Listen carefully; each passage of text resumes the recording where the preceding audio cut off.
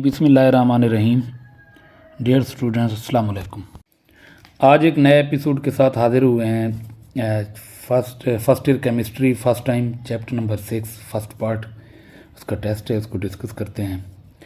तो जी first MCQ है, the highest ionization energy is found in.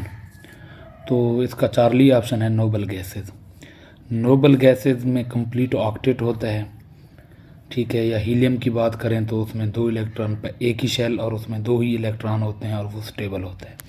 तो इनमें से इलेक्ट्रॉन खारिज करने के लिए ज़्यादा एनर्जी की ज़रूरत होती है।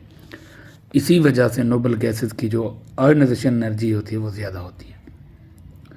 सेकेंड MCQ है, the first ionization potential of sodium is.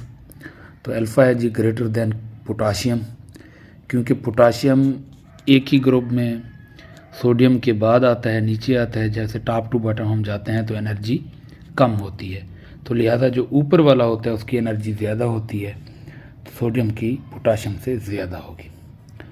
इसके बाद है जी which of the following ions has the largest ionic radius.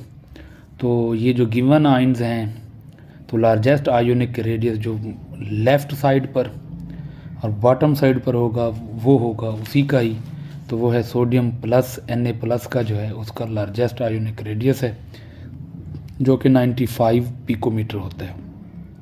Magnesium का 65 पिकोमीटर है, एलुमिनियम के आयन का 50 पिकोमीटर है, और जो बेरिलियम है उसका 31 पिकोमीटर है। फोर्थ MCQ है जी, when two bonded atoms exceeds the compromise distance then energy of the system decreases. तो फिफ्थ MCQ है जी, which of the following contain coordinate covalent bond. तो इसमें जी अमोनियम क्लोराइड, वैसे अमोनिया से जब अमोनियम आयन बनता है तो कोऑर्डिनेट कोवलेंट बॉन्ड बनता है, वैसे कोवलेंट वैसे ही होता है। और अमोनियम आयन जब क्लोराइड के साथ रिएक्ट करेगा तो आयोनिक भी बनेगा। तो अमोनियम क्लोराइड में वैसे अगर ऑल बॉन्ड्स का पूछ ले तो ये यही ऑप्शन आएगा, तमाम बॉन्ड पाए जाते हैं। और कोऑर्डिनेट की जब बात हो तब भी यही ऑप्शन होगा, डेल्टा ऑप्शन अमोनियम क्लोराइड। उसके बाद है जी sixth, which of the following elements has least ionization energy. तो इसमें सीजियम की सबसे कम है पीरियोडिक टेबल में, और बाकी की इससे ज़्यादा है। चार्ली ऑप्शन है इसका छठे का, सीजियम 376 होती है इसकी आयोनाइजेशन एनर्जी। सेवन्थ MCQ है जी, the highest ionization energy is found. तो इसका भी चार्ली ऑप्शन है जी नोबल गैसेस। एट्थ MCQ है, higher the value of principal quantum number will be ionization energy. तो प्रिंसिपल क्वांटम नंबर का मतलब है शेल्स की तादाद। शेल्स की तादाद टॉप टू बॉटम बढ़ती है। जब टॉप टू बॉटम शेल्स की तादाद बढ़ेगी तो इलेक्ट्रॉन दूर चला जाएगा और आसानी से उसको निकाला जा सकता है, तो उसकी एनर्जी जो होगी फिर आयोनाइजेशन एनर्जी लो हो जाएगी। तो इसका करेक्ट ऑप्शन आएगा beta, higher the value of principal quantum number, lower will be the ionization energy. Ninth MCQ है जी, the first ionization potential of sodium. तो ये फर्स्ट आयोनाइजेशन पोटेंशियल ये ग्रेटर देन पोटाशियम होता है, अल्फा ऑप्शन। 10th MCQ है, a chemical bond is formed when attractive forces are dominant than repulsive forces. Attraction जब बढ़ जाएगी तो बॉन्ड बन सकेगा, अगर अट्रैक्शन कम हो जाती है तो बॉन्ड फिर रिपल्शन की वजह से नहीं बनता। तो इसका बीटा ऑप्शन करेक्ट ऑप्शन है। 11th MCQ है जी, the octet rule is not obeyed in the formation of phosphorus pentachloride. इसमें 5 बॉन्ड बनते हैं, तो 5 बॉन्ड पेयर यानी 10 इलेक्ट्रॉन। तो 10 इलेक्ट्रॉन ऑक्टेट रूल की वायोलेशन है, ऑक्टेट के मुताबिक 8 होने चाहिए। डेल्टा ऑप्शन है जी PCl5। 12th MCQ है, विच of the following compound has 92% ionic character.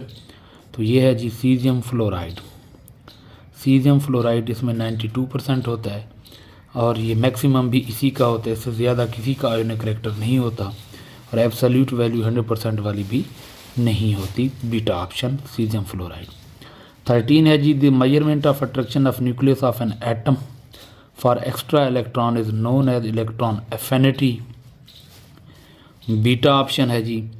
14 MCQ है, bond formation is accomplished by decrease in energy. Beta option. इसके बाद है जी 15, the elements with high ionization energy are non metals. Non metals की ionization energy high होती है Metalite से, और मेटालाइट की हाई होती है मेटल से। 16 MCQ है, विच of the following is not the absolute term of an element. तो ये इलेक्ट्रोनेगेटिविटी होती है, ये डायरेक्ट इसकी मेजरमेंट नहीं होती, ये रिलेटिव टर्म है। इसके बाद है जी 17 MCQ, coordinate covalent bond is present in. तो coordinate covalent bond ammonium ion की फॉर्मेशन में भी होता है, एक इलेक्ट्रॉन पेयर जो है शिफ्ट हो जाता है, और H3O+ यानी हाइड्रोनियम आयन की उसमें भी होता है फॉर्मेशन में। तो इसका जवाब आएगा जी बोथ।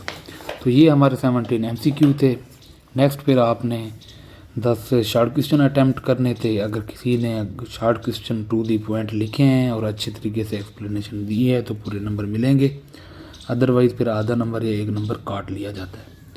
और 2 पार्ट हैं जी लॉन्ग के 4-4 नंबर के, तो उनको भी प्रॉपर एक्सप्लेन करना है सूटेबल एग्जांपल्स के साथ, वेरिएशन ट्रेंड्स के साथ। तो ये सारी जो चीज़ें हैं, तो इंशाल्लाह अब मुलाकात होगी नेक्स्ट एपिसोड में। तब तक के लिए अल्लाह हाफ़िज़।